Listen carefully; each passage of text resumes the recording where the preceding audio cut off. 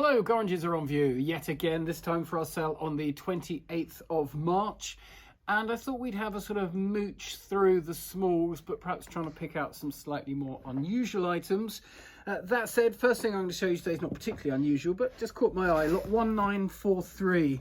This is an 18 karat gold key wind pocket watch. Insofar as it needs a key to wind it, you don't have a sort of twizzly winder at the top here. You have to get the key out and wind it through the back. So you would pop open the back there, and you've got your setting hole there and your winding hole, and there's the movement. Signed by Liverpool maker, diamond set cock there. The escape wheel, the balance wheel is not going, so it does need a repair, but it is 18 karat gold. It's in what might be its original box, certainly looks appropriate. A few hairline cracks to the dial. Modest estimate, £250 to £300. What else have I got to show you? Well, pin cushions, always collectible, these little silver pin cushions, Edwardian or thereabouts. So being a teddy bear is quite fun. There's the cushion back to it. Lot 1835, that should be worth sort of a couple of £100 or so. How about this? 1834, a silver egg, fairly substantial, silver gilt. So as soon as we see that, we know who it is. SD, Stuart Devlin, the silver maker. And typically they all open to reveal something going on inside. Sometimes they're enamelled, sometimes all sorts of themes. And that one, the tropical fish around an anchor, a bit unusual. At one time regarded as a bit sort of naff, I suppose, but now very much sought after and collected. Estimate £200 to £300. Good for Easter, I guess.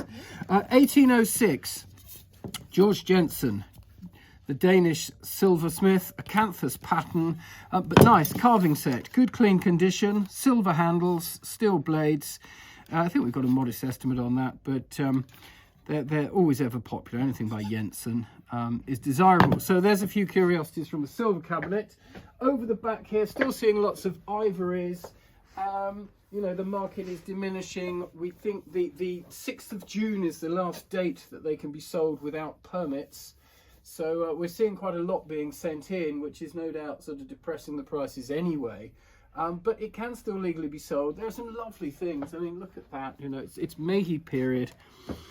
It's beautifully carved, looks to be good condition, fabulous detail, signed underneath. You know, that would have been, I don't know, 400 to 600 or more. Now, what's it worth? Maybe a couple of hundred. And then will it even be saleable after the 6th of June? You'd have to argue that was of museum quality. And no one knows as yet who decides. Well, they know who decides, but no one knows where the bar is going to be. So would that be museum quality, or is it in the bin? Just don't know. Very odd. Lot 1507. Anyway, should you wish to take a punt on a nice bit of ivory, and there's plenty of ivories to look at. Obviously, the lower grade ones are just not worth selling at all. They've sort of had it already now. So what else we got to show you? We've got some re-offers from the fine sale, some bronzes, some WMF, wall clocks, all sorts of bits and pieces. Have come through, including in the picture section as well, so there'll be some interesting things to find, but I'm working on curiosities. So what else can I find here that is a curiosity? How about that? It's a Chinese cadogan style teapot, so it sort of fills from underneath and then the liquid is held inside and won't spill out. The handle's been off, but yeah, fun shape. It's in with some other bits and pieces. Lot 1307, you get a sort of Blanc de Chine-ish buffalo with a repaired horn, and looks like Hote with his sack of money there, casket and little teapot. So there we go, a little mixed lot for you. There's a few walking sticks knocking about. I've been noticing some Russell Flint sketches up the top there. Well, how about an odd carving? There we go, we're looking for unusual. That's unusual. Lot 1315. Perhaps not overly desirable. Each to their own, though. We shall see. Carrying on down the line, I'm sort of glancing at paintings. A few interesting wood blocks here. Kiyoshi Saito. We have 3 lots in the sale. There's one of them. Slightly more modern woodblock artist than the traditional sort of Japanese Meiji period. That's 1642. I think the estimate's 100 to 150. You'll see 2 or 3 others in the sale. This caught my eye. Chickens. Lot 1285, look at that, Victorian beadwork. Weighs a ton, of course, because these beads are quite heavy, and you know that would cozy up your teapot, wouldn't it? There we go. Estimate around about £100. Or how about a fake Brancusi type bronze? This is not period.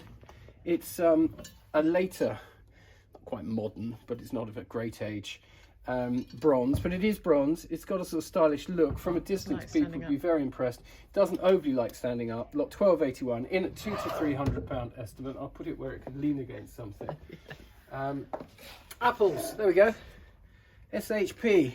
That is. We did have the name on the back. Hearson, Susan Hearson, lot 1646. Quite well painted that actually. Modest estimate, £40–50 or so.